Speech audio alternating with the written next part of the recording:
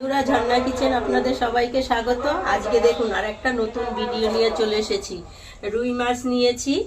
একই ধরনের মাছের ঝোল ঝাল খেতে ভালো লাগে না, তাই আজকে মাছটা একটু অন্যরকম ভাবে নিয়েছি।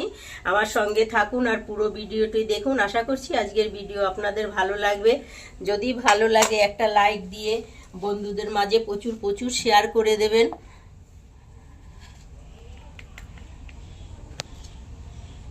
মাছগুলো ধোয়া আছে, নুন মাখিয়ে নেব, নুন, হলুদ, গোলমরিচের গুঁড়ো আর দেবো একটু অল্প হলুদ দিয়ে ভালো করে একটু মেখে নেব। আমাদের এখানে রক্তদান শিবির চলছে, তার জন্য মাইকের খুব আওয়াজ হচ্ছে। আপনাদের যদি বুঝতে একটু অসুবিধা হয় মানিয়ে নেবেন। মাছে নুন হলুদ মাখানো হয়ে গেছে, এখন একটা মশলা বানিয়ে নেব। তার জন্য এখানে আমি নিয়েছি একটা বড় সাইজের পেঁয়াজ, একটু আদা, টমেটো, রসুন আর কাঁচা লঙ্কা, সব কিছু একসাথে বেটে নেব। অল্প একটু জল দিয়ে সব মশলা বেটে করে মিহি করে বেটে নিয়েছি। এবারে মাছের মধ্যে দিয়ে দেব।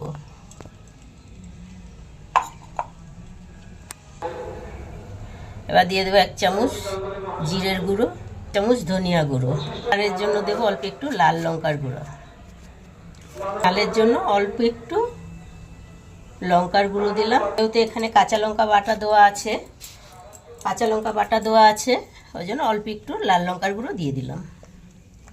ভালো করে মেখে নেব।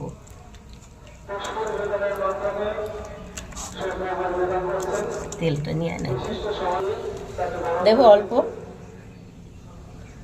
দেবো অল্প কাঁচা সরষের তেল। ভালো করে মাছের পিসগুলো মেখে নেব।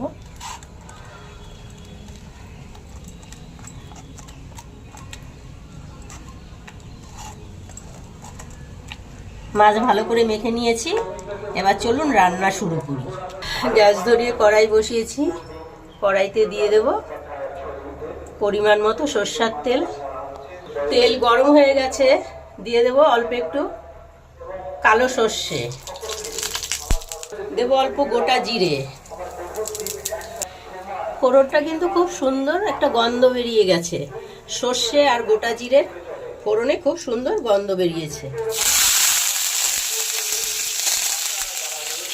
এবার মাছগুলো দিয়ে দেবো।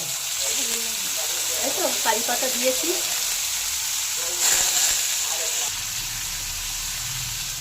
এবার ওপর দিয়ে এই মশলাগুলো দিয়ে দেবো।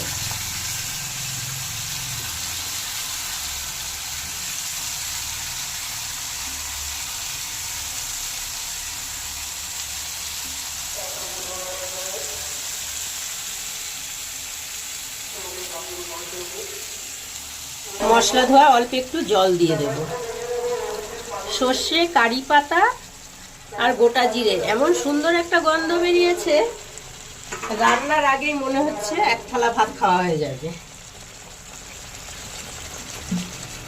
এবার মাছটা এইভাবে করে হালকা করে নাড়িয়ে দেব আর ঢাকা দিয়ে 15 মিনিট রান্না করে নেব। গ্যাসের আঁচটা এরকম কমানোই থাকবে, বেশি বাড়ানোর দরকার নেই। আস্তে আস্তে সিমে হবে মাছটা। 15 মিনিট রান্না হয়ে গেছে। দেখুন মাছটা দেখতে কতটা সুন্দর হয়েছে। দেখুন, এবার একটু উল্টিয়ে দিই, তাহলে ওই পিঠটাও ভালো করে ভাজা ভাজা হবে।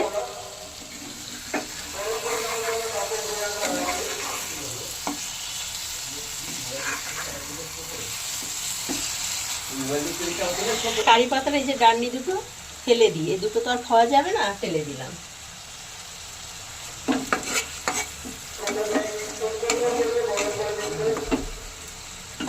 আবারও একটু ঢেকে দিলাম। রান্না হয়ে গেছে। এইবারে একটু ধনেপাতা কুচি দিয়ে নামিয়ে নেব। একই রকম মাছের ঝোল ঝাল তো অনেক খান, একবার এইভাবে অবশ্যই রান্না করে খেয়ে দেখবেন, খুব ভালো লাগবে খেতে।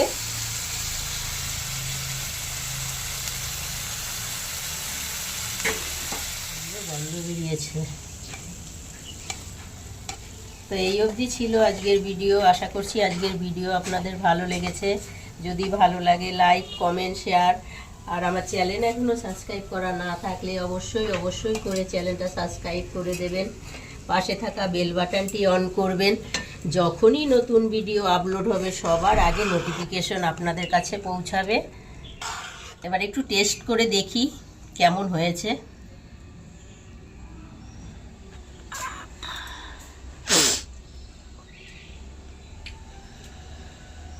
দারুণ হয়েছে খেতে। বাড়িতে অবশ্যই বানিয়ে খাবেন এইভাবে।